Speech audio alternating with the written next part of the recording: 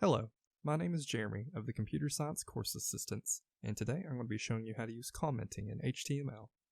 So we're going to go ahead and drag our example file into here, and you'll see I already have one comment made in here. You just use the open bracket, exclamation, 2 dashes, and you can start the comment, and then you close it with 2 dashes and a closing bracket. So when we throw this in here, you'll see that the comment doesn't show up, so this is purely just for you to make notes for yourself. So let's go ahead and make one, just to show you can put it anywhere. We'll just say, hello. We'll go ahead and close it. And see, still won't show up. And we can even put it in between tags right here. So let's go ahead and say, here. And reload one more time. And you'll see it still doesn't show up.